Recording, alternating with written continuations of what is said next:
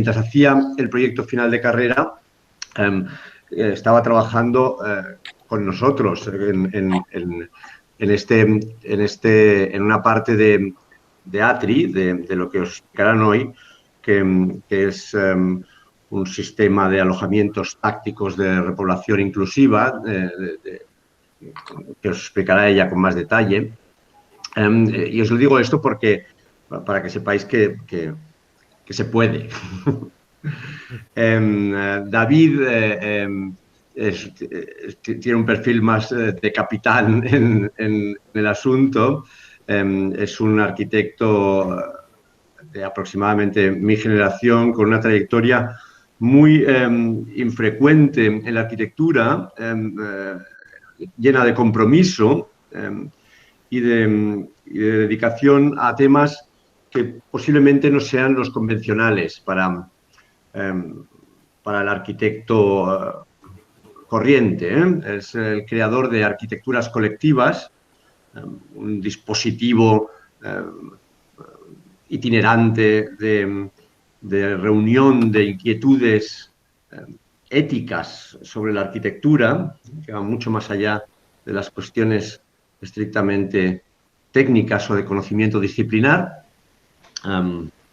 Y además es fundador de esta iniciativa que compartimos y que os explicará entre ahora.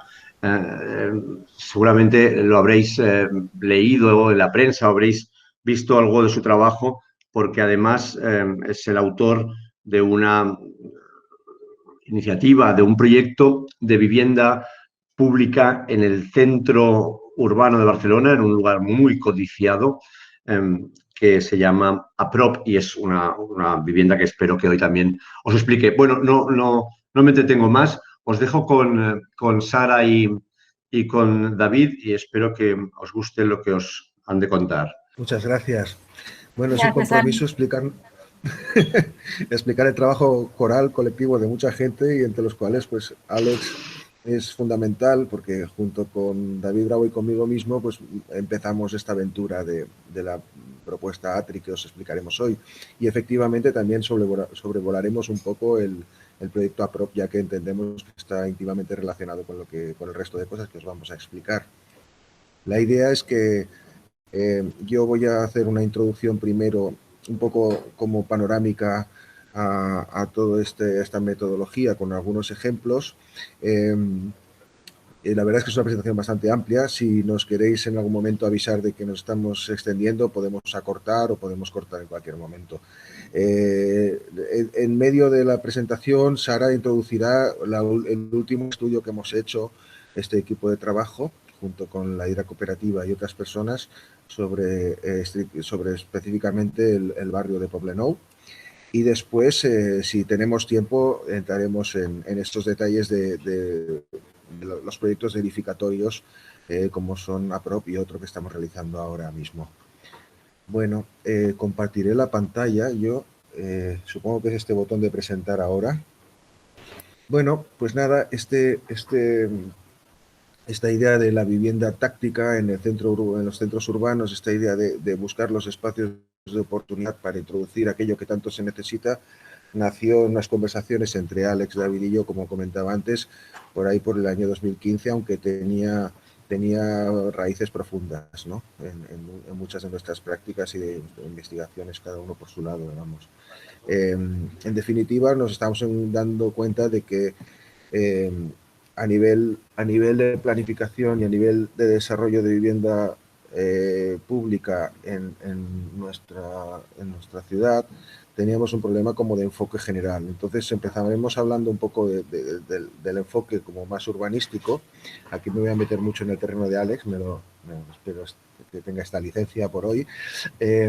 Y la historia es que este es el panorama que nos encontramos más o menos en aquel momento, ¿no? Y es que la ciudad necesitaba claramente una inyección de vivienda pública, de vivienda asequible, y la necesitaba mucho más en el centro consolidado, en las zonas más atacadas por la turistificación excesiva, por la elitización, o también podemos hablar de gentrificación.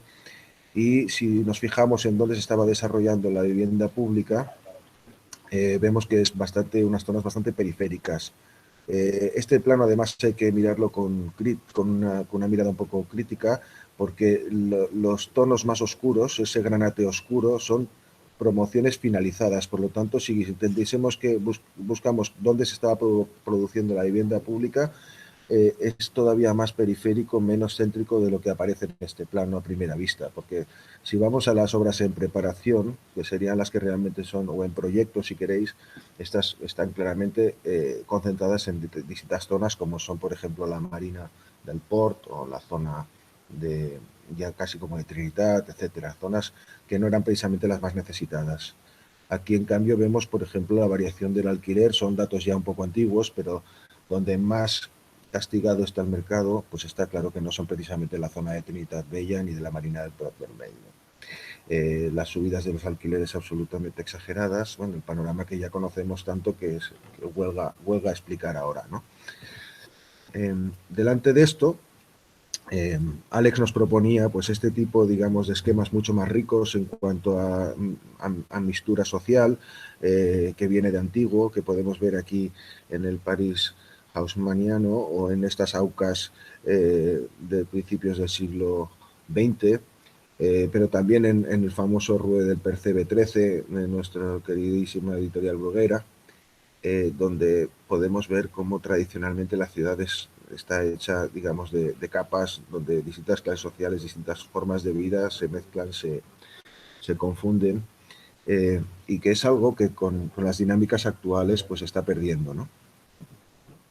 Este dibujo también de Alex, por ejemplo, nos enseña las posibilidades para el Gimnasio Social San Pau, que más tarde veremos como uno de los ejemplos de proyecto, donde podamos como proponer un sándwich muy rico y con muchos pisos de una combinación entre actividad social, equipamiento, si se quiere también comercio y vivienda, entendida además de una manera bastante creativa y bastante interesante, con muchos espacios comunes, etcétera, como ya veremos.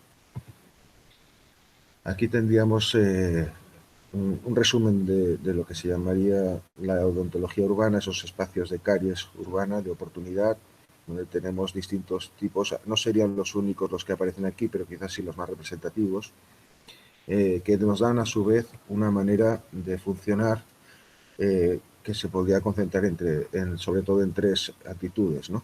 La de rehabilitar, reciclar, rellenar espacios existentes, la de cohabitar, superponer, remontarlos, extenderlos, o cooperar, yuxtaponer, adosar, casarse, ¿no? Esto da un montón de posibilidades en función del hueco con el que nos encontramos, y estoy poniendo los dibujos que realizábamos al principio en las primeras propuestas. Nosotros este estudio lo realizamos primero para lo que entonces era el Patronato de la Vivienda, en realidad era para hacer la Concejalía de Vivienda del Ayuntamiento de Barcelona, como un estudio metodológico general, para después pasar a estudios concretos, como el que veremos más tarde de Poblenou, o este que ya realizamos hace algún tiempo para el plan de barrios Raval Sur, Gòtic Sur. Y esto es un sector solo de una zona mucho más amplia de estudio, donde encontramos cerca de 30 oportunidades interesantísimas. Y en esta zona de Avenida Drasanas, por ejemplo, vemos como este tejido un poco roto, ¿no?, por aquella operación de la Avenida Drasanas, que produjo una serie de equipamientos de edificios que resultaban excepcionales respecto del tejido de casco histórico que lo rodeaba, y precisamente nos provoca que aparezcan un montón de lugares donde se puede implementar esta propuesta metodológica, ¿no? Entonces, aquí vemos un render donde ya vemos los nuevos fragmentos de edificio que podemos introducir en distintos lugares. Era solamente una propuesta muy primigenia, ya que era un estudio para todo el barrio que luego se fue concentrando en distintas zonas. Mencionar que en este estudio uno de los espacios detectados fue donde finalmente se realizó la PROP, allí en calle No de San Francisco, en calle Pijuán. Y otro, por ejemplo, un caso bastante alejado de la PROP, sería, aquí lo vemos un poco en el centro de la imagen, la antigua escuela de las Anas, ahora conocida como CESIRE. Es una escuela que está infrautilizada, es un edificio con cierto interés, una arquitectura racionalista. Es un edificio en L que deja un hueco muy importante entre las dos alas y que además actualmente solo está en uso uno de estos dos bloques, ¿no? Por lo tanto, aquí era una combinación de reciclaje de edificio, pero también con la posibilidad de crecimiento, por lo tanto, la posibilidad de superposición. Es simplemente para ver, cuando hicimos este estudio, a qué nivel llegábamos de definición. Estudiábamos la posibilidad de cómo podía el edificio ser transformado o ampliado, y llegábamos a hacer un estudio económico también, incluso tipológico, para ver por dónde más o menos iban los tiros de la inversión necesaria y qué tipo de resultado podría dar, ¿no? Entonces, esto estamos hablando ya de trabajos hechos hace ahora ya prácticamente 4 años.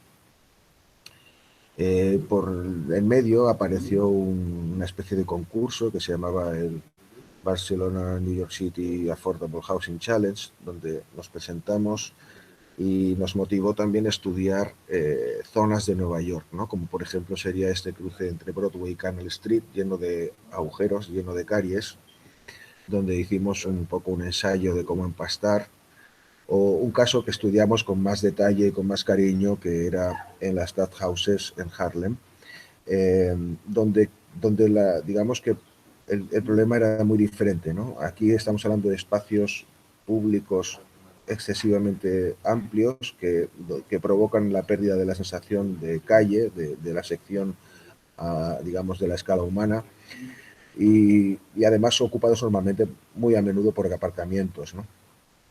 Uno va caminando por una de estas calles de Harlem y son calles en general bastante agradables, llenas de comercio, y de repente llegan estos grandes projects, estos grandes polígonos, y supone una interrupción muy, muy fuerte. Pues en este caso, con esta idea de juxtaponer, adosar esta estrategia de la abeja, se proponía una serie de elementos, como siempre, de rápida ejecución, con un planteamiento a priori como de prefabricación, que podían albergar vivienda, comercio, actividades terciarias en definitiva, y que pudieran regenerar un poco la vida de la zona, ¿no? O el caso de lo que nos explicará luego Sara, ¿no? De Poblenou, donde tenemos manzanas del ensanche que quedan como inacabadas o potencialmente inacabadas, ¿no?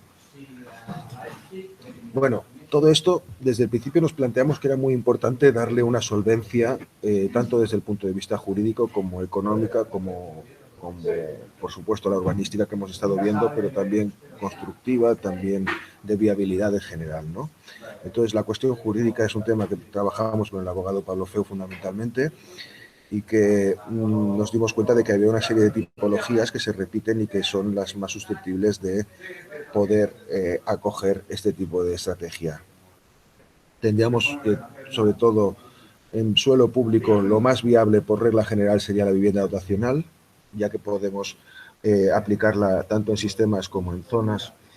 Podemos aplicarla claramente para casos como el que hemos visto antes de la escuela en desuso o en semidesuso, o por ejemplo, como remontar, como veremos más tarde, una estación de metro de una sola planta, con un número amplio de viviendas, pero también implementar vivienda pública en suelo privado, o, como hemos desarrollado más tarde, también situaciones más híbridas, ¿no?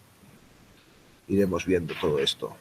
Aquí no me voy a enrollar mucho porque la presentación es muy larga y el tema jurídico es bastante amplio y bastante complejo, pero básicamente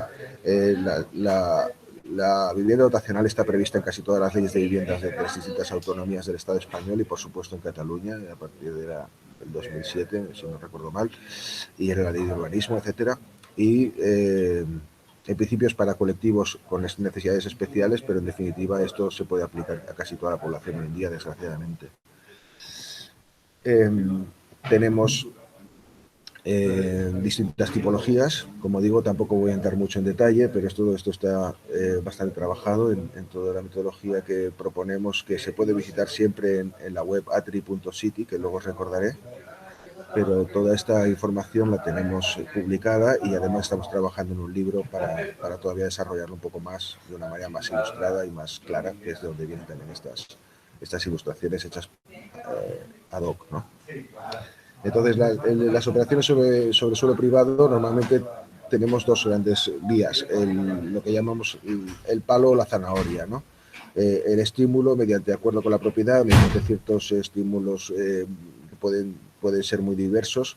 Desde luego es una posibilidad y además es lo que hemos estado trabajando últimamente para el caso de Poblenou fundamentalmente, pero también está la posibilidad de el palo en lugar de la zanahoria, ya que por incumplimiento de la obligación de edificar, en el caso de que ya exista un registro de solares, o por incumplimiento de mantenimiento o rehabilitación, se puede llevar a la propiedad aunque no lo quisiera, a una situación en la que mediante un convenio de rehabilitación o algún otro mecanismo se pueda generar vivienda pública o vivienda asequible en esos casos, ¿no?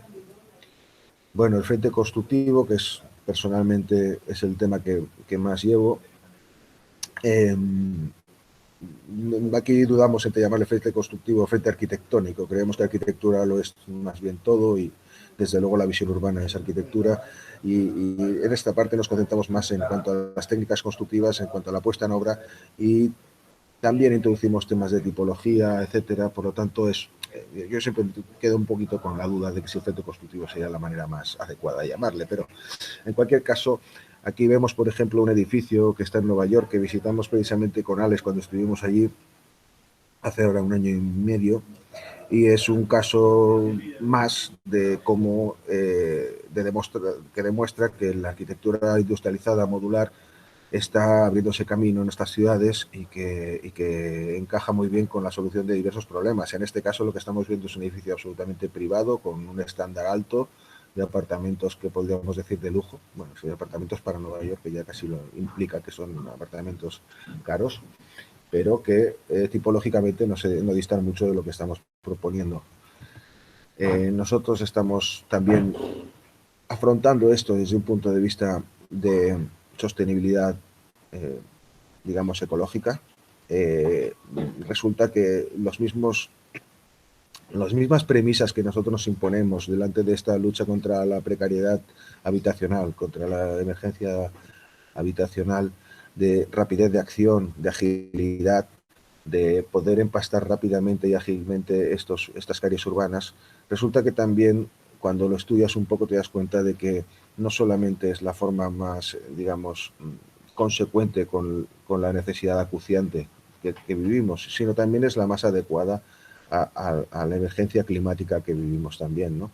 Ya que la construcción convencional básicamente está basada en extracción, utilización de recursos y finalmente desecho de esos recursos, por mucho que nos digan la capacidad de recuperación en el derribo de construcción convencional, por mucho que se quiera, seguramente no pasa de un 15 o un 20%, mientras que mediante la construcción industrializada, la construcción modular, podemos llegar a tasas de recuperación del 90 y pico % de materiales e incluso de situaciones de edificios reversibles, como es el caso de los APROP, que se pueden desmontar y volver a montar de la misma o de diversa manera en otro lugar, ¿no?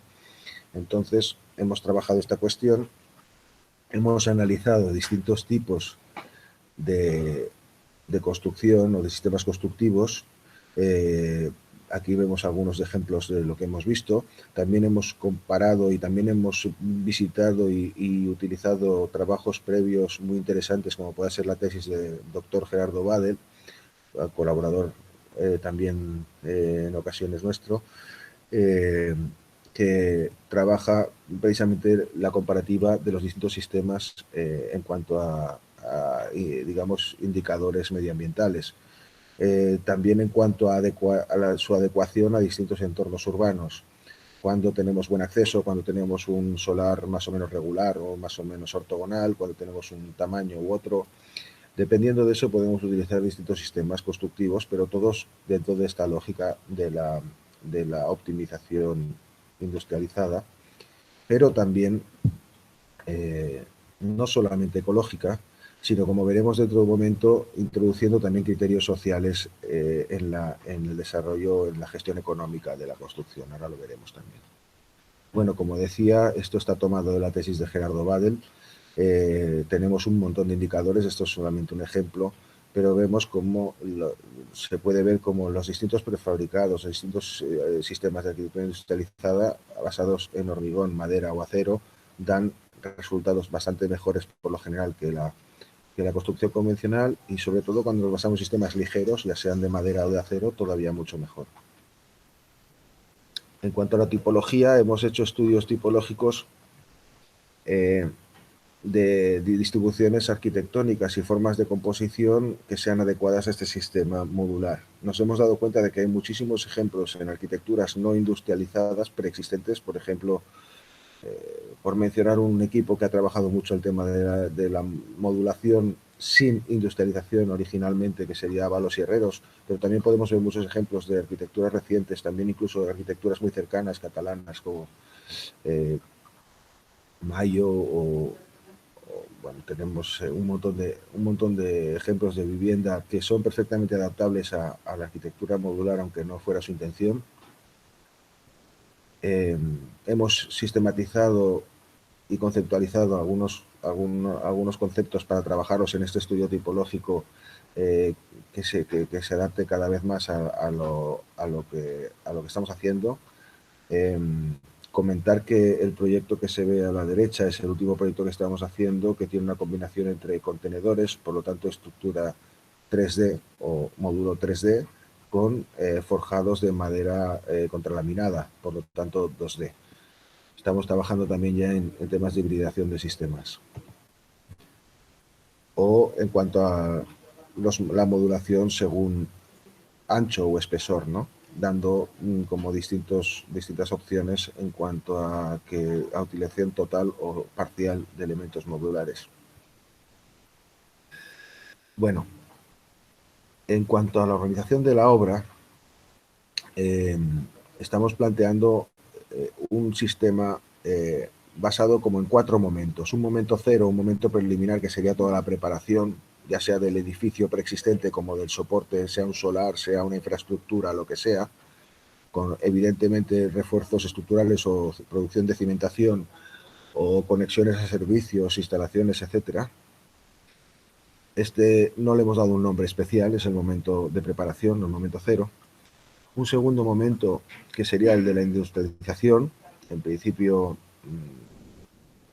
para generar estos elementos básicos que conforman, si no todo el edificio, la mayor parte del edificio. A esto le llamamos la etapa negra.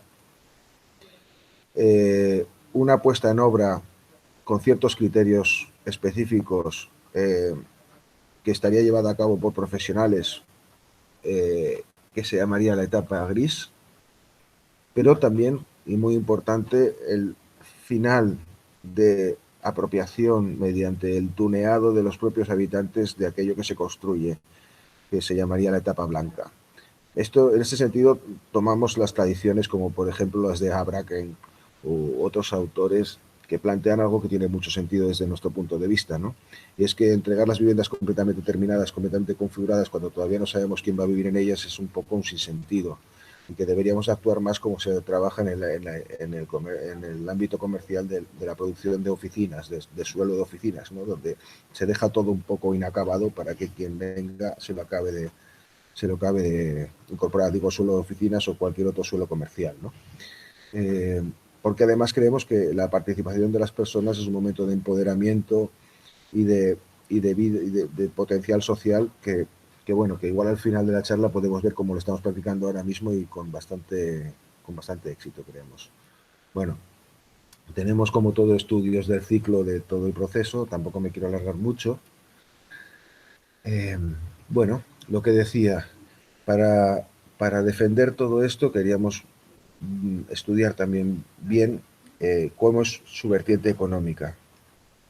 Voy a intentar sintetizarlo muchísimo, pero tenemos muchos aspectos que defienden desde el punto de vista económico esta propuesta. La primera tiene que ver con acortar los tiempos de puesta en obra.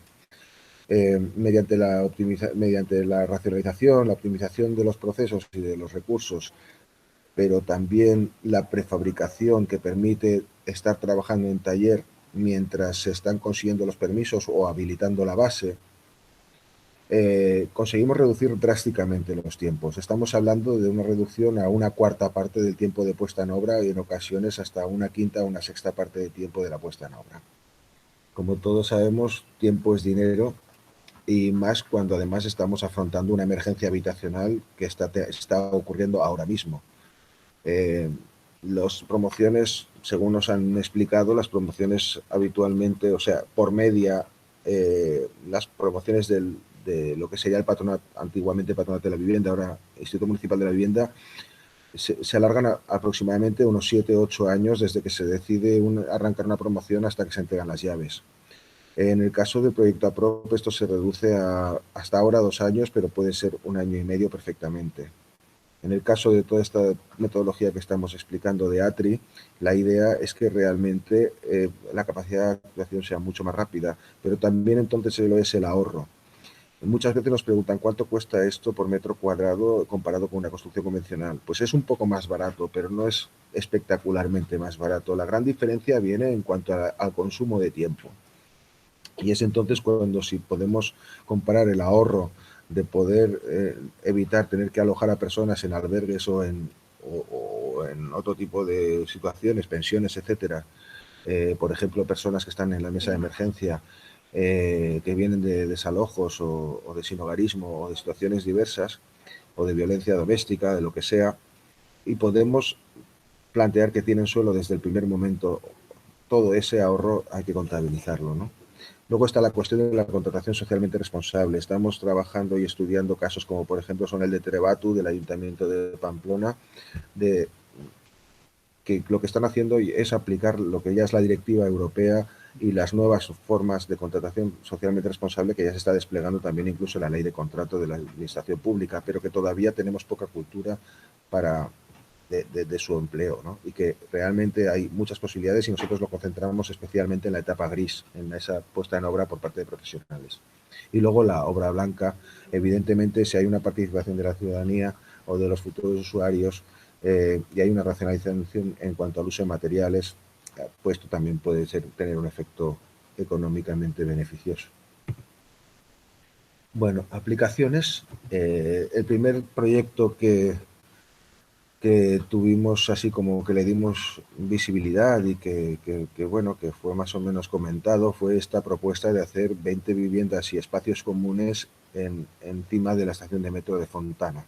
La estación de metro de Fontana ya tiene los cimientos hechos para un edificio, porque había proyectado un edificio a principios del siglo XX que tenía que ser la sede de Transportes Metropolitanos de Barcelona y que nunca llegó a construirse, pero sí los cimientos y la primera planta. Por lo tanto, todo eso que teníamos de ganado. Además, un lugar muy céntrico, muy visible y evidentemente un hueco urbano con 2 medianeras expuestas que no hay explicación posible, ¿no?, para defenderlo.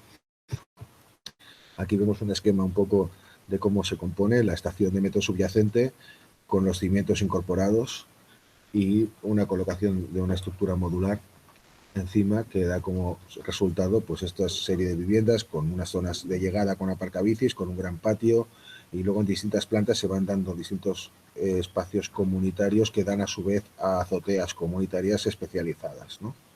Esto se verá más desarrollado en el proyecto de Habitem el Sant Pau, que veremos después, porque fue como su sucesor, digamos.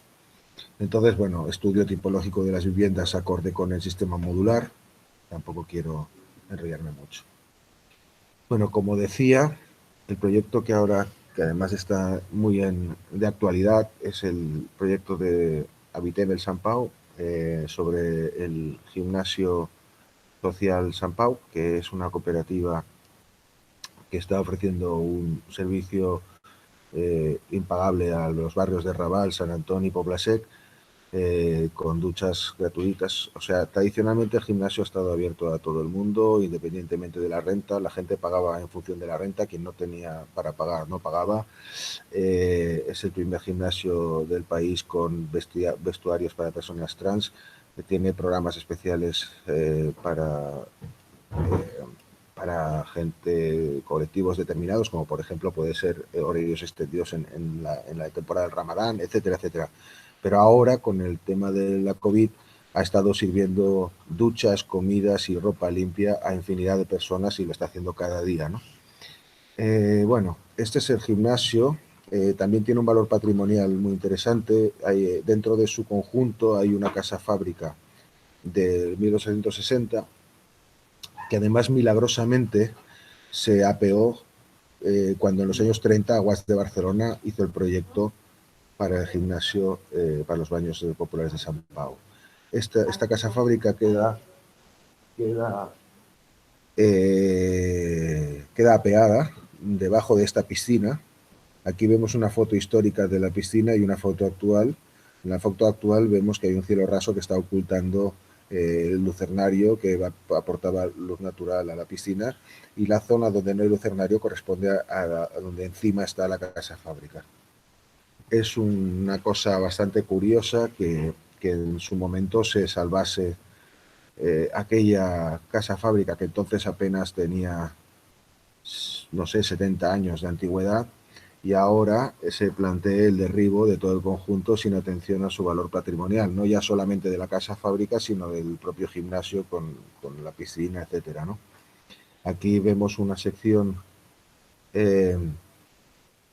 de nuestra propuesta, que teníamos dos formatos. Uno era adaptándolo a la normativa existente tal como está, y la otra sería aplicando una modificación puntual del plan para poder hacer que el edificio funcionase de puente entre las dos alturas, entre, por un lado, el edificio más alto, Premio FAT, por cierto, del lado sur, con otro edificio de planta baja más 4 en el lado norte. Aquí se entiende un poquito también la relación entre la casa fábrica y la piscina, y lo que estamos dibujando es una parte, lo que sería la piscina, el gimnasio que vemos en el subsuelo ya existe, la casa fábrica ya existe, pero el resto sería la propuesta que hacemos de vivienda modular sobre ello para poder salvar, por un lado salvar el gimnasio, y por otro lado para conseguir 45 viviendas asequibles o sociales, ¿no? En el proyecto este proyecto está redactado hace 3 años, 2 años y medio, y ya poníamos mucho hincapié en el tema de los espacios comunes, avanzándonos un poco a lo que está ocurriendo ahora, con lo que ha ocurrido en periodo de confinamiento, ¿no? La importancia de la calidad de los espacios comunes, y en especial en la vivienda más humilde, ¿no? En este caso, como pasaba en Fontana, los espacios comunes además están estudiados para dar siempre, o en la mayor parte de los casos, a espacios exteriores. Tenemos, como se puede ver en la isometría esta, como espacios de reunión luego tienen su versión exterior, y para esto también es de gran ayuda el hecho de poder contar con una volumetría un poquito más rica que no la que daba el planeamiento por sí de planta baja más 6 de una forma compacta, ¿no? ¿Se me está escuchando bien? Y eso, me siento un poco solo. Sí, sí, muy bien. Gracias. Es lo que tiene estar hablando así en silencio. Se te oye muy bien, David. Gracias. Te voy a hacer un poco de compañía. Yo te estoy haciendo compañía en los textos de al lado, ilustrando algunas de las cosas que dices, pero se te oye perfectamente. Ah, muy bien. Tienes a 40 escuchándote. Sí. Muchas gracias por todo. Muchas gracias por la atención. Bueno. Un gesto de ruido, ¿vale? Apagamos el micrófono porque es que si no, no funciona, ¿sabes? Perfecto. Ahora además escucharéis a Sara, que tiene una voz mucho más bonita. Bueno, nada, simplemente este proyecto yo creo que ha quedado explicado. Es un proyecto que tenemos muchísima ilusión y que además ahora mismo está viviendo un momento clave porque el gimnasio tiene fecha de desalojo en enero, ya que el contrato de alquiler se terminó este verano, y toda su función social está en peligro, y evidentemente pues la posibilidad de desarrollar este proyecto o algo similar a nivel de vivienda, pues aún más, ¿no? Bueno, Sara, me parece que ya te toca y así me doy un respiro. Vale, gracias, David. Bueno, en este estudio lo que hicimos fue detectar vacíos urbanos que en edificios que no han agotado su edificabilidad para la implementación del sistema ATRI en forma de remonta y en el ámbito del Poblenou. Lo que hicimos primero fue una exploración territorial, hicimos un barrido sistemático por el distrito de San Martí, con herramientas digitales como el QGIS y también con visitas de campo, para determinar el potencial de crecimiento de las fincas y mirar el número de remontas posibles. Propusimos diferentes modelos de gestión y financiación y por último, detallamos 2 casos. Hemos escogido el Poblenou por su baja densidad en comparación al Eixample Central, ya que tiene manzanas y cornisas irregulares, y también con una altura mediana, muy inferior. También por los diferentes tipos de planeamiento que hay ahora vigentes, que hemos estudiado diferentes sectores ubicados en ellos. David, ¿puedes pasar? Perdón. Que sería la modificación puntual del Plan General Metropolitano del 22 @, que es este de azul de aquí, que ya prevé que los suelos residenciales ya edificados puedan crecer con remontas de protección oficial, pero que pasarían a llamarse frentes consolidados. Y luego, por otro lado, la modificación puntual del Plan General Metropolitano del Poblenou, centrándonos en la zona del Poblenou antiguo, que sería esta amarilla de aquí, que tiene tejido antiguo y también tejido del ensanche. Con el resultado de la exploración vemos que estas son todas las remontas posibles y vemos que salen un total de 6.398 posibles viviendas asequibles. David, ¿puedes pasar? Y en la siguiente imagen se puede ver todo el potencial que tiene el distrito de San Martí, viendo en amarillo las remontas que podrían crecer una planta, 2 y 3, y en naranja que podrían crecer 4, y en azul las remontas que serían sobre planta baja y sobre planta baja más 1. Se han seleccionado 15 operaciones divididas en 5 sectores, con un total de 108 nuevas viviendas. Aquí rápidamente haré un resumen pondré algunos ejemplos de un par de sectores. El primero será el sector Pujades, que, si puedes pasar, David, que tiene 3 operaciones, pero 4 fincas. Esta sería 2 fincas en una misma operación. Otra operación y la siguiente. Y otro caso que sería el sector Espronceda-Llull, que es muy interesante porque acabaría de completar de una manzana del Eixample. Sí, puedes pasar las siguientes.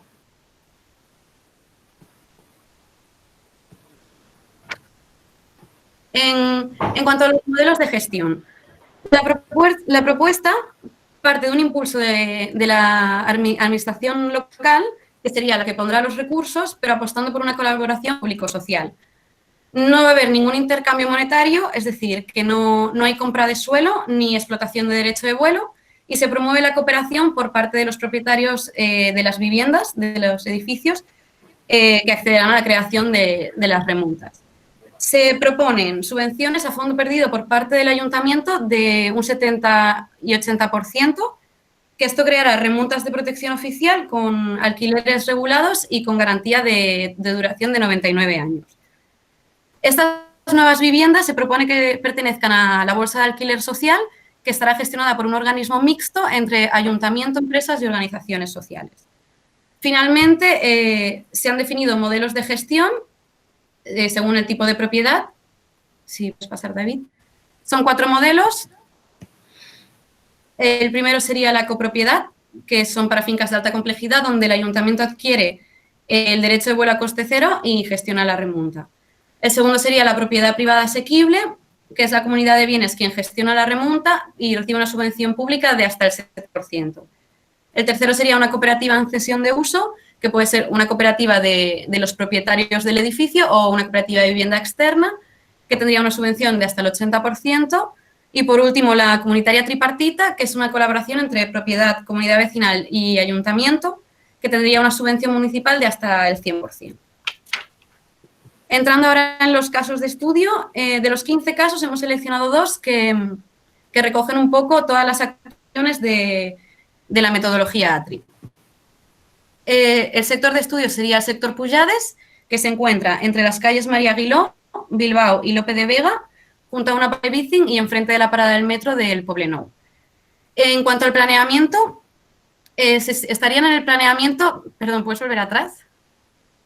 Estarían en el planeamiento de la modificación puntual del Plan General Metropolitano del Poblenou en la zona de Poblenou Antic, que vemos que está dividido en dos zonas, la zona con tejido de Eixample, que tiene una capacidad de crecimiento de planta baja más 5, y la zona de Poblenou Antic, que se sitúa alrededor de la Rambla del Poblenou, que tiene una capacidad de planta baja más 4.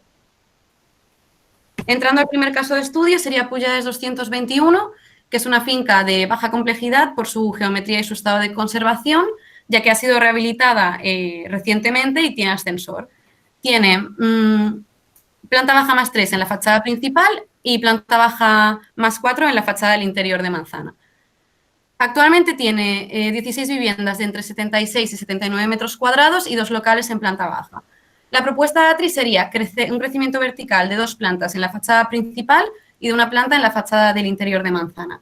Las viviendas Atri reproducirían las anteriores, con un total de 22 viviendas y 2 locales. El siguiente caso de estudio tiene una mayor complejidad. Son 2 parcelas colindantes entre 2 medianeras que necesitan rehabilitación y no tienen ascensor. Este caso es muy interesante porque no solo tendría un crecimiento vertical, sino también un crecimiento horizontal para alineando la fachada a la calle. Si puedes pasar, David. Pujades 207 tendría 4 viviendas y 2 locales en planta baja y Pujades 209 tendría 6 viviendas. Entonces, se propone 2 plantas Atri como crecimiento vertical y en cuanto al crecimiento horizontal, cada planta crecería más o menos 10 metros cuadrados. Que además de una rehabilitación de las fincas, se propone una ampliación del núcleo vertical, añadiendo ascensores y también un tratamiento de las medianeras en las que está insertado, dejando un total de 18 viviendas y 2 locales en planta baja. Y bueno, esto sería un poco el estudio del Poblenou. Y ahora doy paso a David, que va a hablaros de la PROP. Sí, gracias, Sara. Bueno, comentar de estos 2 últimos casos que nos ha explicado Sara, los escogimos porque representan extremos casi opuestos. Un caso, el de Pujades 221, es un edificio, como decía Sara, recientemente rehabilitado, que cuenta con todas las comodidades, con ascensor y probablemente con unas condiciones energéticas positivas, buenas, pero precisamente por su claridad estructural y por sus condiciones permitiría una actuación encima tipo lo que podríamos llamar la casa por el tejado, una arquitectura ligera, un atri ligero, que no comprometería la estructura, que, o sea, tal como hemos podido explorar también en las investigaciones que hemos hecho, nos damos cuenta de que en estos casos normalmente no hace falta reforzar cimientos en absoluto y pocas veces hace falta reforzar algún elemento vertical de estructura muy puntualmente. En general sería una actuación económica que viene simplemente a conseguir aprovechar un derecho de vuelo sin más complicación. En cambio, este otro caso, estamos hablando de una recuperación y una rehabilitación energética de todo el edificio, una introducción de ascensor, estamos hablando de reunir 2 fincas en una única promoción y conseguir que las viviendas existentes crezcan más o menos en un 10 o 15% de su superficie. Entonces, es una transformación radical para todo, para lo existente y evidentemente para lo nuevo. Es el paradigma opuesto al anterior, como decía, ¿no? Es una intervención como muy ambiciosa. En este caso, si en el anterior no hay duda de que una remonta es algo sencillo y claro y se puede acometer o no, en este caso estaríamos hablando de la gran alternativa al derribo y obra nueva, que sería actuar con una sensibilidad un poquito más, como decirlo, sostenible y con un poquito más de cuidado sobre algo que es preexistente y que podemos aprovechar lo bueno que tiene y mejorar todo lo necesario, ¿no? Bueno, era solamente para aclarar esto. Vale, pues el caso es que, como decíamos, pues APROP es un caso un poco como una rama para nosotros de nuestra investigación, porque nosotros estábamos proponiendo cosas en esta dirección cuando resulta que casi por casualidad pasó que la Concejalía de Derechos Sociales, si nosotros estábamos trabajando para la Concejalía de Vivienda, la Concejalía de Derechos Sociales resulta que se estaba fijando en modelos nórdicos. Concretamente se habían fijado también en un caso muy particular, que era que había una residencia de estudiantes en Ámsterdam que se estaba desmontando y estaban vendiendo los contenedores habilitados como alojamiento, y se planteaba la posibilidad de aprovechar esa oportunidad e implementarla en Barcelona, directamente comprando los contenedores de Ámsterdam y aplicándolo. Por el camino se conocieron nuestro estudio, nuestro trabajo, y al fin y al cabo se montó un proyecto APROP que tiene su propia lógica y que bueno, que viene a ser muy similar a lo que hemos explicado, pero bueno, simplemente planteándolo de una manera concreta, como una especie de materialización específica de tantos otros como posibilidades que comentábamos antes, ¿no? El sistema APROP lo que propone es alojamientos de proximidad para que la gente, son provisionales, son de proximidad, de ahí el nombre de APROP, para gente que ha resultado pues desahuciada o en cualquier caso ha tenido una situación de emergencia habitacional acusada, y los derechos, los servicios sociales buscan la fórmula para que no tenga que abandonar el barrio y que de manera transitoria se pueda quedar en estos alojamientos, y que estos alojamientos en definitiva se vayan a dar por toda la ciudad. Ahora mismo está en marcha el tercer concurso de APROP. Este que estamos viendo es el primer caso, el único realizado hasta ahora, pero el de Glorias está en camino y ahora va a haber otro en la avenida Carrilet, mucho mayores por cierto que este.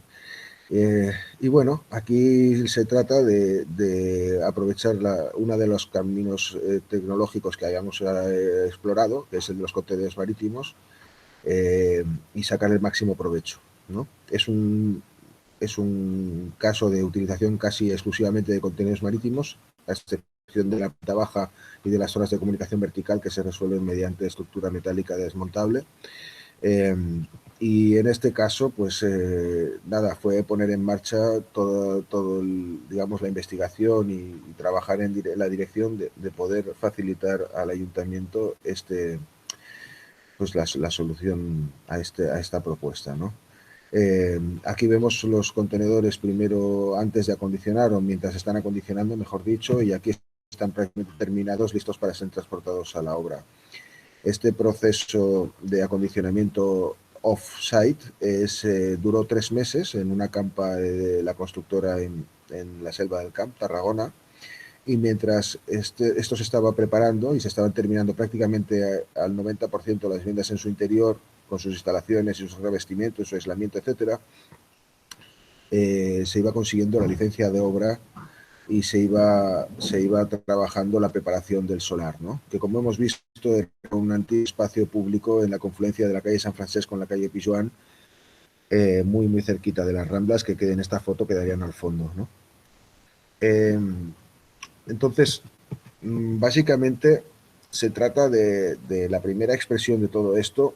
Se planteó que la obra tenía que durar 3 meses y medio, al final duró 4, lo que es la puesta en obra, pero cumplió bastante con las expectativas. También hay que tener en cuenta, fijémonos precisamente en esta foto, ¿no? El poder implementar este sistema en la calle San Francesc casi que nos permite afirmar que se puede aplicar sobre el 90% o el 80% de los solares de Barcelona, ya que estamos hablando de casco histórico, de una dificultad de acceso importante, y a pesar de todas las farolas, a pesar de todas las señales de tráfico, a pesar de todo el mobiliario urbano, conseguimos entrar los 16 contenedores y ponerlos todos en su sitio, ¿no? Esto, por lo tanto, ha sido un poquito como una prueba de carga del sistema. Evidentemente, en la Plaza de las Glorias o en Avenida Carrilet no tendrán ningún problema y se pueden acometer tranquilamente las obras que, si en este caso estamos hablando de 12 alojamientos o de 16 contenedores, en el caso de Glorias estamos hablando de más de 70 contenedores en cuanto a dimensión de trabajo, ¿no? Y esta idea de que, bueno, también todo un poco el ruido mediático que hubo, las voces críticas con el tema del uso de contenedores. Nosotros sacamos esta imagen en agosto para explicar que el aspecto final del edificio iba a ser muy diferente al que se podía percibir durante el proceso de obra. A pesar de todo, nos llovieron las críticas y bueno, la verdad es que hasta cierto punto es interesante que un proyecto dé tanto que hablar. Pero el caso es que la idea siempre fue que los contenedores, en este caso, se utilizan como un material de construcción, como podía ser cualquier otro. Simplemente nos permite una rapidez y una huella ecológica mucho más favorable. Pero lo que planteábamos es un edificio, ¿no? Un edificio que, con todas las letras, aunque sea desmontable, tenía que responder a su entorno urbano, tenía que responder a las necesidades de confort, tenía que responder también a la eficiencia energética, y todo esto lo cumple con creces, ¿no? Bueno, es un edificio que al fin y al cabo no tendría que diferenciarse de cualquier otro proyecto de vivienda. El proceso de obra pues fue muy rápido, como decimos. Teníamos esta idea desde el principio de que los contenedores quedasen invisibles, completamente revestidos por dentro y por fuera, tanto como fuera necesario para cumplir con todo lo que deben de cumplir. Y a la vez estábamos resolviendo todo esto por primera vez en un entorno a la vez de producción y de investigación, y con un presupuesto bastante ajustado. Esto también hay que decirlo, ¿no? No solamente es resolver la papeleta, sino hacer un encaje de bolillos. Yo digo que esto era como una ecuación con un montón de incógnitas, y al final hay muchas cosas que acaban encajando, pero a base también de mucho trabajo y de mucho talento reunido. Pero, por ejemplo, el hecho de cómo revestir los distintos elementos de tal manera que cumplieran a su vez con las exigencias acústicas, térmicas, de protección al fuego y de confort, etcétera, fue todo un reto, y bueno, al final el proyecto parece que no ha quedado mal y está obteniendo cierto reconocimiento. También los espacios comunes, a nosotros hubiera gustado mucho que tanto la planta baja como la azotea fuera destinada a uso comunitario. Durante un tiempo se habló de que iba a ser así. Al final, de momento, la azotea no tiene un uso concreto, más que mantenimiento de instalaciones y tal. Se verá si en el futuro se utiliza como huerto urbano, y la planta baja va a ser una ampliación del centro de asistencia primaria sanitario que hay al lado. Pero aún así, los espacios comunes intentamos dotarlos de cierta calidad y de cierta calidez. Hay que decir que es un proyecto low cost y que tampoco era tan evidente poder hacer ciertas cosas, y bueno, la lucha estaba ahí hasta el último momento por introducir cuestiones como pues el suelo radiante, la fachada con utilización de madera. Bueno, en definitiva, todo esto, había mucha sintonía con el ayuntamiento, eso desde luego. Lo que pasa es que el presupuesto era ajustado y con eso nos las teníamos que ver tanto ellos como nosotros, ¿no? Pero al final la pelea era porque lo que resultase fueran viviendas dignas, y creemos que en ese sentido pues se ha cumplido bastante con la premisa. Bueno, esto, si acaso, yo creo que es mejor si luego hay preguntas o cuestiones a comentar, estaremos encantados. Yo, si acaso, aprovecho para explicaros lo que estamos haciendo ahora mismo, y es un pequeño proyecto de vivienda dotacional para jóvenes en el municipio de Caldas de Montbui, y es un proyecto que viene a ser una tri de manual, porque introduce las distintas etapas en la construcción, introduce participación en fase de proyecto y también la participación en fase de obra con la etapa blanca de bricolaje asistido. También tiene espacios comunitarios, etcétera, ¿no? Entonces, básicamente, lo explico muy rápido, es un pequeño edificio en un solar de una zona, digamos, de ciudad jardín. Así, está relativamente cerca del centro histórico de Caldas, pero el tejido, como veis, son viviendas unifamiliares predominantemente. El edificio es un poco privilegiado también porque se sitúa en un solar que da un parque con una orientación bastante correcta. Y en un primer dibujo planteamos la utilización de madera en la fachada, de madera concretamente reciclada, reutilizada desde los carretes de bobinas de cable de grandes infraestructuras, y a nivel constructivo una combinación de contenedores marítimos y madera CLT, donde a partir de la experiencia ATRI pensamos que estaría bien separar los contenedores y forjar entre medio con estructura ligera, ya que así conseguimos espacios más amplios que no solamente los 2,5 metros que nos permite el contenedor, que son 2,5 metros crudos, y cuando se cocinan acaban siendo 2,10 metros o 2,20 metros. Entonces, con ese sistema bueno, de combinación de madera y contenedores, hicimos este anteproyecto, que luego el anteproyecto fue sometido al proceso participativo. Entonces, os propongo quedaros con esta imagen un momento, Como vemos, son grandes ventanas, pero no había balcones. No había balcones en parte porque hay un gran espacio comunitario en planta baja que a su vez tiene jardín. Por lo tanto, pensamos que igual con eso y quizás el uso de la azotea era suficiente. También hay unas terrazas a norte, más de uso más práctico, digamos, o más utilitario. Pero lo que pasó es que ocurrió que se desarrolló un proceso participativo donde la juventud de Caldas participó, también muchos vecinos y vecinas, y hubo también una intervención muy intensa por parte de los técnicos de vivienda, de concejal de vivienda, de los técnicos de participación del ayuntamiento. O sea que hubo también como mucho debate muy interesante y a muchos niveles. Hablábamos desde los espacios comunes a los criterios de adjudicación. Además, el proceso participativo era vinculante y lo que se decidió ahí está todo documentado en una web que se llama habitatgejovacaldas.cat y digamos que la hoja de ruta es esta hoja de ruta participada radicalmente, de tal manera de que lo que al principio era una idea se va transformando tanto a nivel arquitectónico como a nivel de gestión. Entonces, los jóvenes podían estar a título personal o formando parte de asociaciones o colectivos, y los vecinos venían también por su parte en distintas, digamos, bueno, con distintas sensibilidades, ¿no? También participó Gerardo Badel, de Societat Orgánica, que le vemos en la foto central, que es el autor de la tesis que antes comentábamos y que es colaborador habitual de todo esto. Y bueno, Societat Orgánica también, con ellos hemos desarrollado un estudio muy cuidadoso porque pretendemos que este edificio sea prácticamente pasivo. Y para lo cual pues estamos trabajando cada elemento con muchísimo cuidado, y así como en esta fase de anteproyecto aquí vemos que el edificio tiene una cubierta plana con unas placas fotovoltaicas o unas placas solares y no tenía balcones, ahora estas plantas corresponden a la situación a día de hoy. Lo que vemos en la planta cubierta son lucernarios y la caja del ascensor, y luego en el perímetro aparecen balcones.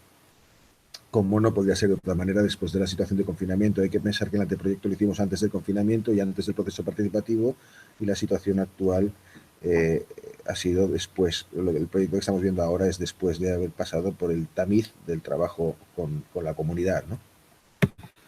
Entonces, esta es un poco la pinta que va a tener el edificio a día de hoy. O sea, lo que estamos explicando ahora mismo ya sería el final de la charla, porque es lo que estamos haciendo justo hoy mismo. Y esto, que es un render feo, lo sabemos, pero es un render de trabajo exclusivamente para nosotras, y trabajando esta idea de las protecciones solares, de los balcones, del nuevo aspecto del edificio, etcétera. Y ya está. Esto aquí es una foto de uno de los momentos finales del proceso participativo de Caldas, todos con mascarilla y distancia social dentro de lo posible, con un montón de tarjetones y de imágenes para trabajar colectivamente estas viviendas. Y con esta imagen terminaríamos. Voy a dejar de compartir la pantalla, si os parece. Y estaremos encantados, ¿no, Sara, de responder a cualquier cosa? Muchísimas gracias, David y Sara, por... Bueno, María, no sé si querías... No. Y también, no, yo me parece que es una lección fantástica y no solo interesantísima per se, sino interesantísima para lo que los estudiantes van a abordar de aquí en adelante. Porque, bueno, de alguna manera están en escenarios que pueden identificar. Están trabajando en una serie, no sé si tal vez Alex te explicó un poco, ¿no? Pero bueno, desde luego están transformando, interviniendo en la ciudad existente. En la vivienda dotacional va a ser un tema muy relevante, y a mí me ha interesado muchísimas cosas de las que habéis contado. Aparte incluso la actitud esta a caballo entre la investigación casi académica y profesional, que hasta mides los rendimientos de trabajo, ¿no? O sea, me parece que es como un arquitecto, es el terreno del arquitecto, por muy transversal y luego social que seamos, ¿no? Me parece que es fundamental. Yo solamente... Hay una cuestión que siempre me llama la atención, que es ese punto en la fase blanca de tu obra, que es, bueno, de vuestra obra, perdón, que es el cómo llevar a la realidad el módulo, ¿no? Porque uno se acuerda, esta mañana estaba enseñándonos Jordi Oliveras la unité de habitación, ¿no? Y todos recordamos ese botellero donde casi Le Corbusier hubiera imaginado ese container en L, ¿no? Introducido en un... Pero que, sin embargo, luego la realidad fue muy distinta, ¿no? Entonces, bueno, nada, es una cuestión muy parcial, lo que te estoy reflexionando, ¿no? Que es esa... la realidad está llena de detalles, de pequeñas modificaciones, de pequeñas alteraciones, y cuando uno se inserta, casi hablabais, además habéis planteado unos conceptos muy interesantes, ¿no? Esa odontología urbana que casi los atris parecen empastes, ¿no? Es decir, que uno va colocándose allí, ¿no? Y entonces uno se acoda a la realidad, y entonces ahí eso, cómo casa con el módulo es más complejo, ¿no? Y otra cosa que siempre me ha llamado la atención esto, que además lo abordáis, que es su viabilidad jurídica, ¿no? Siempre he pensado que tendría que existir como un registro de la propiedad no horizontal, sino vertical, ¿no? Es decir, ¿por qué uno es propietario de algo? Pues lo que hay encima de él, pues con las servidumbres que también hay horizontales, lo que hay servidumbres verticales, ¿no? Y mucho cambiaría la ciudad si habilitáramos un nuevo registro notarial y que pudiéramos decir que laminamos la ciudad en horizontal, ¿no? En fin, son cosas súper sugerentes y que da gusto ver cómo además las lleváis a la práctica. No es una pregunta, es más bien un comentario. Gracias. Muchas gracias. Destacar, como decíamos antes, pero no nos cansaremos de decirlo, esto es un equipo amplísimo, o sea, Alex, David y yo arrancamos encendimos la mecha, pero ahora mismo estamos como alrededor de 20 personas implicadas en el desarrollo de estas cuestiones, y también nos vamos adaptando un poco a cada trabajo, a cada encargo, a cada fase de desarrollo, ¿no? Pero, o sea, lo que explicamos hoy, yo ya pensaba que era una exposición un poco demasiado ambiciosa, demasiado larga y compleja, pero a la vez Alex me dijo de explicar ATRI e introducir también a PROP, pues lógicamente tenemos que, bueno, si queremos ser honestos, tenemos que explicar un poquito toda esta como, digamos, complejidad, diversidad o multidimensionalidad, ¿no? No podemos dejar de mencionar la cuestión de la viabilidad jurídica, aunque no entremos en mucho detalle. Para entrar en mucho detalle en esto necesitaríamos la presencia de Pablo Feu, pero está en el proyecto, porque yo creo que es, o sea, desde el principio fue muy importante, y creo que lo estamos manteniendo y hasta cierto punto consiguiendo, es no por plantear una metodología, digámosle, ambiciosa o con un cierto punto de osadía, no dejar de comprobar siempre que pueda ser realizable, y siempre intentando, como es el caso del San Pau, que nos estamos dejando la piel para que esto pueda seguir adelante, es realizar las cosas. Cuando empezamos a estudiar un solar, yo creo que casi nunca lo hemos hecho de una manera exclusivamente por decirlo de alguna manera teórica, sino siempre nos hemos imaginado que las viviendas encima de fontanas se pueden realizar, y de hecho hemos empujado para que el ayuntamiento haga los estudios adecuados, necesarios para verlo, y han hecho sus comprobaciones y lo tienen en el cajón como tantas otras cosas, ¿no? Pero todo, las viviendas en la escuela de la antigua escuela Drasanas, lo desarrollamos, como se ha podido ver, a nivel de presupuesto, porque nosotros entendemos que estamos proponiendo vivienda para ser habitada, no solamente para ser pensada y dibujada. Entonces, bueno, no sé, yo creo que Alex debería de explicar un poco, porque en este caso es un poco extraño estar en esta posición, ¿no? Normalmente estamos en el mismo lado de la mesa. Es verdad. A mí me gusta mucho cómo lo habéis explicado, con toda su complejidad. No sé, yo abriría un poco un turno de preguntas a los estudiantes, porque si yo fuera un estudiante en el proceso de final de carrera, teniendo aquí a Sara, que acaba de pasar por el mismo trámite, teniéndote a ti y el resto de profesores que a lo mejor pueden ofrecer una mirada de angular más amplio, seguro que si os ocurre alguna pregunta, ¿no? Por ejemplo, ¿podemos usar contenedores? ¿No? Jordi Oliveras hablaba de eso antes, ¿no?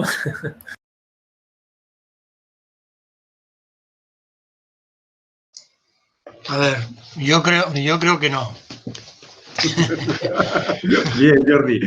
Voy a decir por lo siguiente, porque si son viviendas consideradas de obra nueva, tienen que cumplir varias consideraciones que han sabido a través del tiempo y que finalmente se han plasmado en una cosa que llamamos decreto de habitabilidad. Entonces, el decreto de habitabilidad fija que, o ha llegado al acuerdo, al consenso, digamos, de que una sala de estar tiene que tener una superficie tal que se pueda inscribir en ella un círculo de 2,80. Y yo no veo que eso se cumpla. Otra cosa es que la suma de superficies de cocina, comedor y sala de estar tiene que ser 20 metros cuadrados, que quizás se cumpla. Y que una habitación, como mínimo, tiene que haber una habitación que tenga 2,60 por 2,60. Entonces veo difícil que, no sé qué tipo de containers, pero los containers marinos ISO tienen interior 2,34. Y entonces, y además de altura, si no son cúbicos, creo que tienen menos de 2,50. O sea que tampoco cumplen exactamente la condición de altura. Entonces no veo exactamente que sí, que me parece muy, muy bien que se piense en reutilizar todo. Pero yo creo que el arquitecto, primero de todo, tiene que pensar en los espacios humanos. Y entonces saber cómo esos espacios se pueden construir, con qué tipo de recursos, materiales, ¿no? Y ahí veo que la cosa chirría un poco. A mí me parece, Jordi, que siguiendo la clase, Jordi nos ha hecho una clase en la cual hablaba siempre de que la innovación es el motor de la arquitectura, ¿no? El forzar las cosas, ¿no? Y en este sentido, yo no sé los containers, que no entro en ello, ¿eh? Pero sí que cuántas cosas no cumplen ese decreto y son estupendas, ¿no? O sea, no me refiero a los containers, ¿no? O sea, la Tourette, las habitaciones de la Tourette cumplen algo de... Estos son condiciones de vivienda. Son Bueno, condiciones para que algo sea una vivienda. ¿No nos gustaría una habitación como la de los monjes eso? Bueno, no sé, quizá no, ¿eh? Sí, a mí me encantaría. A mí Pero si tú fueras un promotor que tuviera únicamente ganas de hacer dinero y hicieras habitaciones pequeñitas, como estás sucediendo, le tendrías que parar los pies.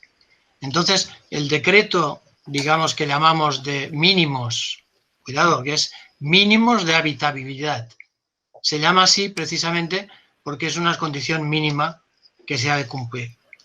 Pero estoy seguro, Jordi, que, bueno, ellos lo dirán, que Sara y David seguro que están cumpliendo habitabilidad, pero con otros mecanismos, porque probablemente la dificultad, o sea, para hacer lo que estás comentando, se trata de conocer muy bien la norma para poderla sortear.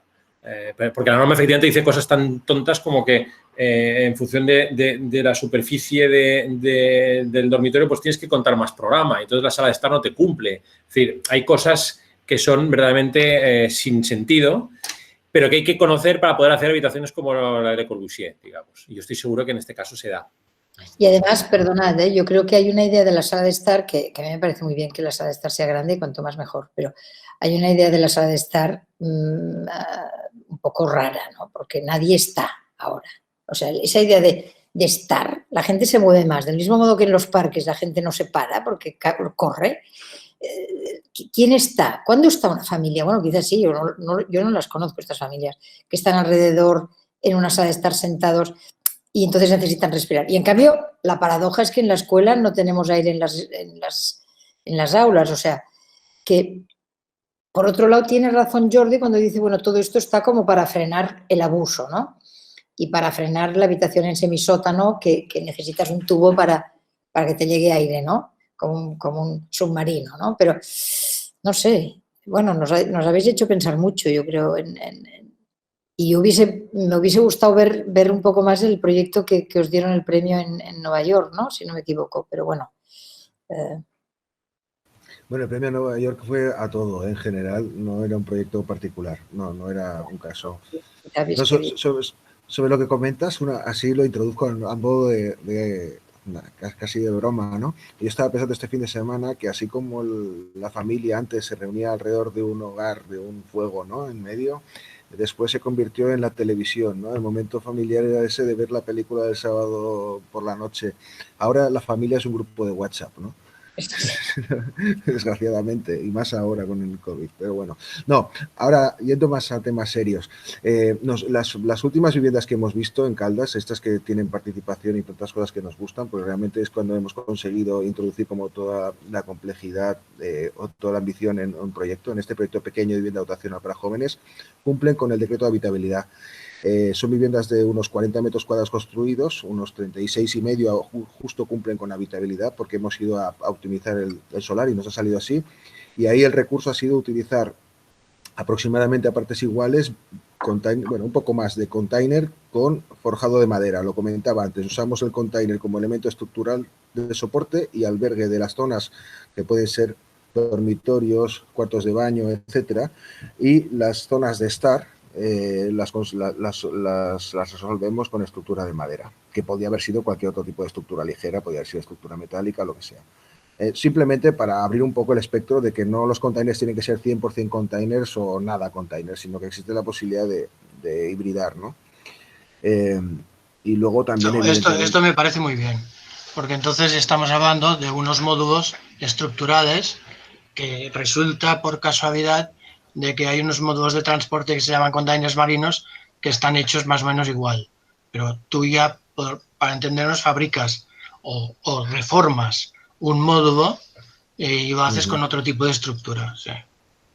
Sí, no, es que la transformación del container es necesaria para hacer una arquitectura digna con containers, creo yo. O sea, hay gente que la transforma muchísimo, gente que igual no transforma tanto, pero en general, exacto. Si cogemos, por ejemplo, el estudio Lotec, que son como de las máximas referencias en temas de arquitectura containers, que llevan 20 y pico años haciéndolo, sus proyectos habitualmente transforman bastante el contenedor, lo cual a la vez pierde sentido, porque si lo llegas a transformar muchísimo, pues hecho de partir de un elemento preexistente, pues va perdiendo cada vez más sentido. Nosotros creemos que hay un equilibrio, ¿no? Y en este proyecto de Caldas hemos intentado conseguir este equilibrio. Es contenedor una parte del edificio y la otra no lo es. Muy bien. A nivel económico, ahora estamos avanzados en el proyecto de ejecución. Yo creo que en cuestión de un mes o dos sabremos lo que cuesta, pero creo que va a salir bastante competitivo, quizás mejor que Aprop en ese sentido. Y luego lo sobre la altura, los contenedores High Cube cumplirían siempre. Entonces, los contenedores estándar tienen 2,70 metros aproximadamente, 2,69 metros exterior, que dan 2,30 y pico interior, por lo tanto no cumplen, pero los High Cube sí que cumplirían. De todas formas, como hemos intentado explicar al principio, nosotros observamos una serie de técnicas constructivas diversas, ¿no? Había esa imagen donde había como una matriz de 3x3 de técnicas constructivas donde los containers eran solo una de ellas, ¿no?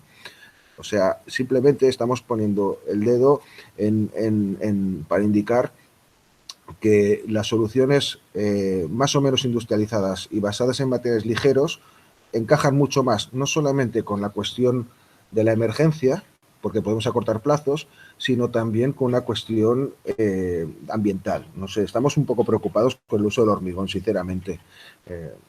Viendo la responsabilidad de la industria del hormigón en las emisiones, pues es bastante... Y nosotros hemos usado hormigón y no tenemos manía de volverlo a usar, pero para este tipo de aplicaciones entendemos que la madera, el metal y dentro del metal como un subconjunto también los containers son simplemente caminos válidos. Yo, frente a esto, yo tendría dos observaciones. Una en relación a los materiales, ¿no? Yo no soy especialista para nada, ¿no? Pero tengo la impresión de que esa idea de que la madera es como la panacea, que me parece bien, ¿eh? O sea, es muy confortable y tal. Lo digo un poco para polemizar, ¿eh? Pues no sé. ¿Estamos seguros de que esto es tan estupendo? La madera, no, al margen de la velocidad de ejecución, de que sea más ligero, de que se pueda hacer de una manera más industrializada o más rápida, o el hierro, ¿no? O sea, todas las cosas tienen su cara A y su cara B, ¿no? No hablo ya de la termita, que es la cara realmente B de la madera, porque claro, yo pienso que algunos edificios de esos tienen termitas. Yo no sé si las conocéis a las termitas, pero son tela, ¿eh? Cuando se ponen a atacar, ¿no? Pero no sé por qué las cosas mojadas, o sea, una cosa es la contribución al CO2, pero ¿por qué asusta la construcción tradicional del siglo XX, ¿no? Quizás sí que emite más CO2, no lo sé seguro, ¿no? Eso es una cosa. Dos, refiriéndome, pregunta primera, ¿no? ¿Por qué tan seguros estamos de que la madera es como lo sostenible y el futuro? Yo no lo veo tan claro de entrada, o no lo veo tan único. Y número dos, lo de la participación, también por hacer polémica, ¿no? Claro, el problema, supongo, el tema de la participación, que seguro que mejora los edificios porque es lógico que quien va a usar una cosa tenga voz, porque si no es que estamos los arquitectos fuera del mundo.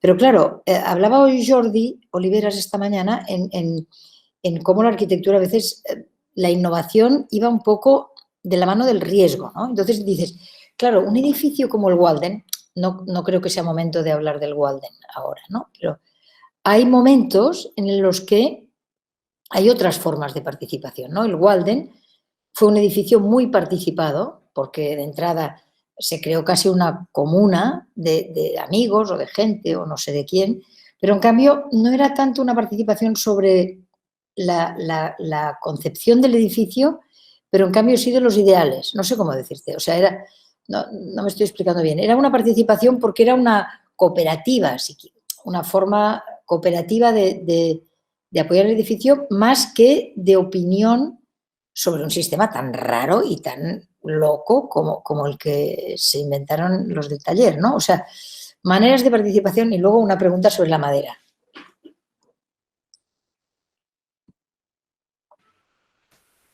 No sé, Sara, tú que tienes la edad de los futuros usuarios de Caldas, ¿quieres, y además que has estado súper activa en el proceso participativo, coordinándolo y tal, ¿qué dirías sobre el proceso de Caldas, por ejemplo, respecto a lo que acaba de comentar María? Bueno, yo creo que obviamente todo proceso de participación es bueno, pero en cierta medida hay que gestionarlo, ¿no? En el caso de Caldes fue mi primer proceso de participación y creo que fue muy importante. Nosotros propusimos, sobre todo, o sea, dimos un avantprojecte y dejamos ciertas zonas sin especificar, que sería una zona en planta baja de uso comunitario y la zona, sobre todo, de lo que sería el jardín exterior. Entonces, la idea era que los propios jóvenes, que igual no son los que los van a habitar, pero jóvenes de Caldes, viesen que era mejor para ellos. Algunos proponían pues, que a lo mejor ese espacio pudiese ser otra vivienda, otros proponían que no, pues, bueno, mil propuestas. Y fue un proceso muy bonito porque realmente nosotros nos dimos cuenta de que a lo mejor teníamos una idea que, por ejemplo, con lo del COVID actualmente, a mí me parecía la mejor opción, pues un espacio comunitario como sala común o un espacio multifuncional que pudiese ser una sala de estudio y tal. Pero luego los jóvenes nos dieron muchas ideas que no teníamos en la cabeza, como, por ejemplo, ideas para el barrio, que fuese un espacio semipúblico, público-privado, con horarios y para el barrio. Entonces, pues yo creo que un proceso de participación nos hace darnos cuenta un poco de ciertas cosas que no las estábamos contemplando. Luego también aparecieron en este proceso algunos vecinos, como ha comentado David antes, en contra de la propuesta. Entonces también estaba un poco, o sea, estaba guay ver por qué estaban en contra y qué proponían ellos en comparación. Entonces, no sé si respondo a tu pregunta, pero en mi opinión creo que actualmente los procesos participativos son muy necesarios, sobre todo para este tipo de edificios. No, la verdad es que el debate que se generó allí fue muy interesante, entiendo yo, porque, por ejemplo, había vecinos que cuestionaban que si había que dedicar ese dinero público a producción de vivienda para jóvenes. ¿Y qué jóvenes? ¿Y por qué allí? ¿Y por qué en la puerta, como que dice, de su jardín, ¿no? Pero a mí me parece que lo más interesante o sea, había como muchas capas. por un lado, es cierto, o sea, que un proyecto de esas características para un municipio como Caldas, ¿no?, de apenas 20.000 habitantes, si no recuerdo mal, tiene una incidencia que debatirlo públicamente es como muy saludable, pero para nosotros que llevamos el proyecto ya muy encajado, ¿no?, con un anteproyecto bien definido, bueno, nos sirvió por un lado para validar algunas de las cuestiones que estábamos planteando, para modificar otras y sobre todo tuvimos ese, ¿cómo decirlo?, esa especie de enmienda a la totalidad en cuanto al tema de la fachada, ¿no? Y nos impusieron los balcones, lo cual me parece que es absolutamente positivo y que de alguna forma están dando respuesta a que los jóvenes informados en mayo y junio de 2020 tenían mejor criterio que los arquitectos de diciembre de 2019, ¿no? Por otro lado, también fue muy interesante el ver cómo había dos posiciones fundamentalmente enfrentadas, la de los jóvenes con necesidad de vivienda y la de los vecinos propietarios del ámbito ese de Ciudad Jardín, que tenían miedo de que sus propiedades se viesen devaluadas o que el uso del espacio público se perjudicase, porque de repente había más misticidad social y generacional en el barrio, y un barrio que está, como casi toda la población de Caldas, relativamente envejecido, de repente iba a tener como una especie de inyección de una alteridad, o sea, no se sabe muy bien qué, y eso era precisamente el miedo de los vecinos, no sabían si les iban a enviar menas o si les iban a enviar universitarios, ¿no? Y seguramente no será ni una cosa ni la otra, sino algo más diverso. Todo ese debate me pareció muy interesante, pero fundamentalmente yo creo que el proyecto mejoró. Y no solamente mejoró el proyecto de arquitectura, sino que nos estamos asegurando, creo, que cuando se construya, el edificio va a ser más querido y más cuidado que si no hubiera pasado por ese proceso. Eso es lo que nosotros en general es la experiencia que tenemos con la participación. La participación a veces, incluso desde el propio entusiasta de la participación, entre los cuales me incluyo, a veces es un verdadero coñazo. O sea, tener que salir un miércoles por la tarde a enfrentarte con una gente que todavía no conoces y llevando tu propio trabajo y poniéndolo, sintiéndote vulnerable, poniéndolo delante de un montón de gente sin saber cómo va a reaccionar, desde luego no es algo que sea súper agradable por definición. Como ahora, que lo acabas de hacer. Ahora, por ejemplo. No, pero la cosa es que al final, a pesar de todo, a pesar de que no es cómodo y a pesar de todo lo que tiene, que supone un trabajo adicional, pero el resultado no siempre quizás, pero en una muy buena parte de los casos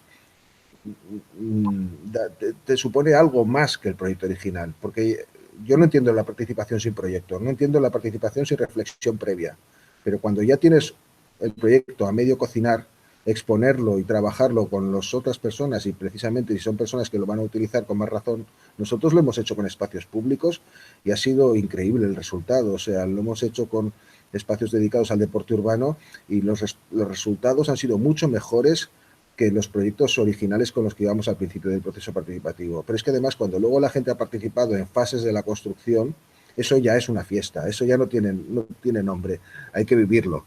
O sea, ver a la gente construir en comunidad o construir en colaboración es algo que tendría que darse más. Entendemos que tendría que darse más. Y cuando miramos muchas veces con cariño a las cooperativas de Uruguay o a ciertas iniciativas en otras latitudes, desde luego me parece que podríamos perfectamente asimilar o incorporar en nuestras prácticas muchas de las cosas que se hacen por ahí fuera, y más en los tiempos que vivimos, ¿no? Tiempos donde va a haber mucho desempleo, donde va a haber mucha desmotivación, donde hay mucha crisis de principios, crisis casi, no sé cómo decirlo, una forma realmente interesante. Sí, pues quiero decir que el hecho de hacer el esfuerzo adicional que supone abrir las cosas, e incluso abrirlas en fase constructiva, puede ser una parte de la respuesta para las cosas que nos están pasando. No sé. Claro, no voy a hablar mucho más, pero, por ejemplo, ahora que decías eso, claro, la participación, que no hace falta ir a Chile o a no sé qué, sino la participación que se inició aquí en la posguerra con los poblados dirigidos, que al final acababan practicando en Entrevías, en Caño Roto, en todos esos poblados, ¿no? Acababan los propios que habían construido su barraca siendo incorporados por sus arquitectos, digamos, en la construcción en concreto, y donde más ocurrió eso fue en la periferia de Madrid. Claro, eso es una participación directa, manual, física, ¿no? Que además hace es una cosa que no necesariamente es tan fácil ni tan inmediata, cuando esa participación, que es más una conversación, se convierte en una cosa de otro tipo, ¿no? O sea, pero bueno, porque también al final incluirlo todo de una participación, yo no sé, ahora se me escapa quizá una cosa, pero la Plaza Lesseps será seguramente un proceso participativo extraordinario, pero en cambio, del punto de vista del resultado final, es una adición, porque hay que...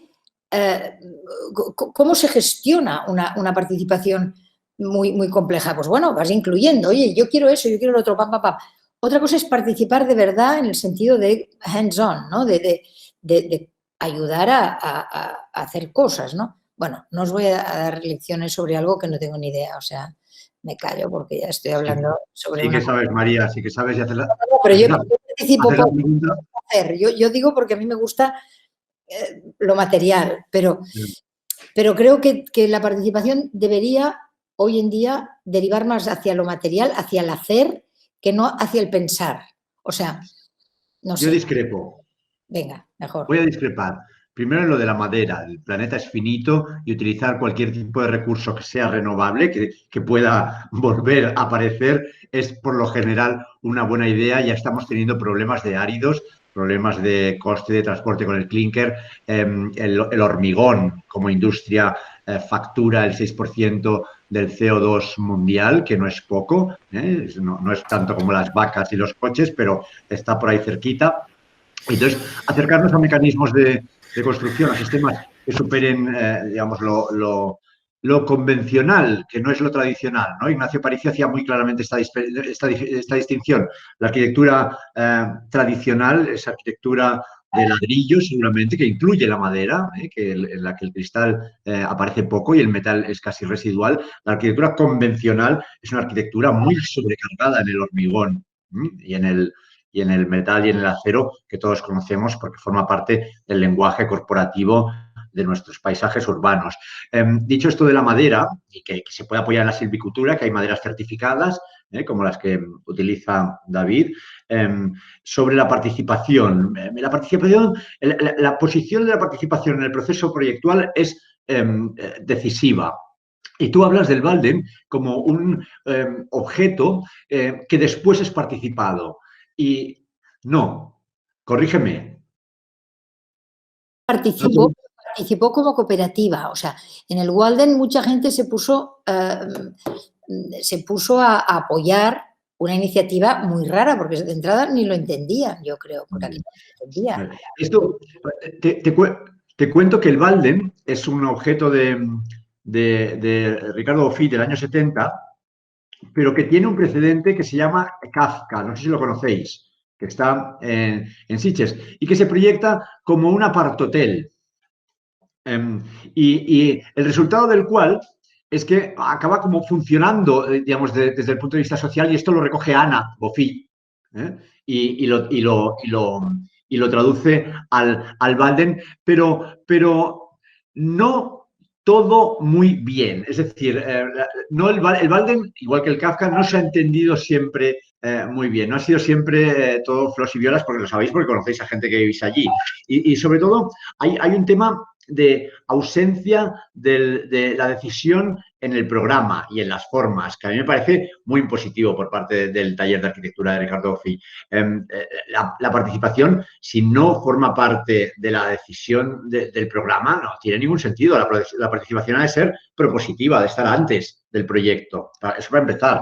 Y luego durante. Que esto de que esté después, oye, tomad esto, participadlo, porque Bofill es muy bueno. Pero no sé si nos vale, ¿eh? No sé. Y yo solo un apunte rápido, intentaré ser también muy rápido, además ya estamos un poco tarde. Déjame también romper una lanza en favor del hormigón. Entre otras cosas porque hay una realidad, ¿no? Es decir, que, bueno, dos apuntes al respecto del hormigón. Uno que cuando uno construye, qué sé yo, pues el otro día lo hablaba, ¿no? En Albacete, pues ya te digo yo que construir en madera o en Valencia mismo. Yo ahora estoy haciendo un proyecto en madera y, claro, si te viene de Austria o te viene de no sé dónde, pues bueno, todo el discurso está tirado. Lo que sí que es cierto es que yo creo que es un magnífico pretexto para poner el territorio en producción, ¿no? Es decir, un territorio que se está vaciándose, pues vamos a cultivar pinos, ¿no? Por decir algo, ¿no? Por lo tanto, sí. Por otro lado, te digo que a nivel global, esta mañana estábamos diciendo que se están necesitando 100.000 viviendas al día en el mundo. Estamos hablando, digamos, el debate este de hormigón madera es un debate un poquito elitista, porque estamos en la Europa occidental, no sé qué. Habría que pensar en sistemas tal vez prefabricados, modulados, que tal vez el hormigón te lo hace un señor en la India de una manera fácil, sin recursos, y lo que sí que hay que hacer es una cierta investigación para evitar. Es verdad que el hormigón siempre pasa por el quemado del clínker y eso pues no tiene vuelta de hoja, pero sí que hay hormigones tecnológicos que absorben CO2, en fin, están realizando investigaciones al respecto, con lo cual, digamos, no es que lo niegue lo que comentáis, pero sí solamente lo matizo, ¿no? Y a nivel de participación, también solo un apunte, yo me creo mucha participación, sobre todo a nivel del diagnóstico y de la elaboración del enunciado, ¿no? Porque creo que es quien elabora, es quien se va del programa. Yo ayer leí una anécdota de Lucan, ¿no? Que al final decían en procesos de participación ya de los años 60 en Filadelfia y tal igual, dice, mire, dibújele usted, que es que dibuja usted mucho mejor, ¿no? Es decir, que algo de eso también creo que hay unos límites en eso y bueno, en fin, nada, es solamente esos dos pequeños apuntes.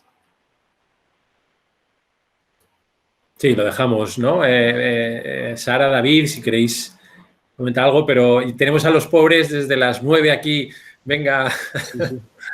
A mí me encantaría responder a algún estudiante, pero bueno, supongo que es eso que ¿Qué está. pasa con los estudiantes que les explota la cabeza después de tantas horas? Ya, me imagino. Y este formato tampoco lo propicia, ¿no?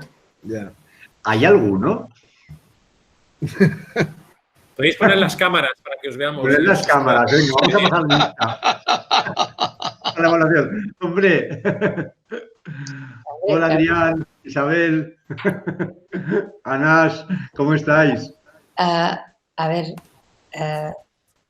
ha sido una jornada, tengo que pensar que fue un día maratoniano, porque hemos empezado mirando plantas de distribución de los años 60, ¿vale? Yo creo que, yo no sé si los estudiantes han tenido una sesión así de intensa en su carrera, pero lo dudo porque deben estar planchados. Plantas un barrido de Barcelona. María, ¿puedo hacer un comentario? Ay, justo. Mardi. Sí, vale. Que lo siento, no puedo encender la cámara, que no me funciona, pero era un comentario sobre un poquito la sesión y esto último del hormigón como material de construcción, que creo que, bueno, yo no he comentado más porque me gustaría primero como repasar todo lo que se ha dicho porque no tengo el conocimiento para aportar, pero sí que me interesa mucho el tema de intervenir en una escala más urbana, no solo una única intervención, sino pensar en un sistema que pueda ayudar al funcionamiento general, sí, desde diferentes puntos. Y aparte también esta idea que aunque no sea con containers, que yo creo que existen, pero que debe haber otras soluciones, sí que creo que es interesante pensar en esto de la arquitectura que sea más ligera y que también a la hora de destruirlo o de que ya se termine su uso, porque estamos justo hablando de ciudades que están evolucionando en su uso, pues que se puedan reutilizar o desmontar, cosa que, a mi entender, el hormigón no permite. Entonces, yo creo que aquí sí que hay como tenemos que intentar, y más si somos los países ricos, que podemos permitirnos este tipo de construcción, pues pensar en cómo usar estas tecnologías que sean más ligeras, entiendo, que también por aquí.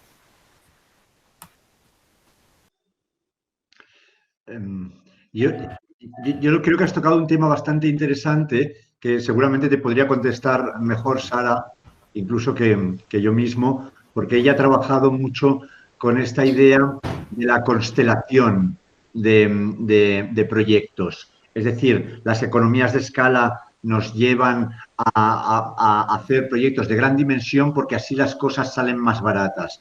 Si tú eres capaz de superar el cliché de la contigüidad y trabajar con una misma operación, digamos, con una misma promoción que a lo mejor no es contigua, sino que está en condiciones de proximidad razonables, es posible que puedas acceder a las economías de escala, es decir, a los precios más baratos por unidad, trabajando con varios emplazamientos a la vez. Y yo creo que ahí tocas, digamos, un tema que no se está todavía, se está empezando a enunciar en algunos ámbitos, por lo menos municipales de Barcelona, pero que todavía no se ha desarrollado. Bueno, básicamente, justo esto que comentaba Alex, en el estudio del Poblenou, nosotros al principio propusimos como abarcar todas estas posibilidades de remuntas que están básicamente pues, en una parcela enfrente de la otra a 2 manzanas, pues intervenir un poco en una misma operación en forma de constelación, lo llamamos, para reducir este tipo de gastos y también con construcciones prefabricadas. Esto, para nosotros, bueno, me parece como la solución más adecuada, pero para, por ejemplo, la administración pública nos puso unas pegas que básicamente económicamente era muy difícil de gestionar. Pero bueno, en conclusión, sí que yo también pienso que es la manera más adecuada de gestionar ahora los proyectos y este tipo de proyectos. Es totalmente así. El problema no era tanto de costes finales, sino de que el funcionario tenía que hacer 5 fotocopias en lugar de una. Y eso encarece en términos de tiempo administrativo las cosas infinitamente. Y una pregunta muy rápida para vosotros. Muy rápido. ¿Conocéis o trabajáis con recetas urbanas? Con el estudio de arquitectura, porque al final el modus operandi un poco me recuerda mucho también, como hicieron ellos en 2005 con el Construmat, ese del container también, que era una vivienda, y cuando lo estabais hablando me recordaba mucho también el tema de la cooperación y la colaboración, que ellos usan también la autoconstrucción, y no sé si estáis en contacto o cogéis cosas uno de otro, porque me ha recordado cuando también la Has acertado bastante, sí. O sea, llevamos colaborando de manera discontinua desde el 2004. Hay personas que trabajan a su vez con ellos y con nosotros y van saltando de un lado para el otro. Y juntos montamos la red de arquitecturas colectivas en el 2007. Entonces, claro que hay un montón de paralelismo y un montón de puntos en común, sí. Sí. Vale, perfecto.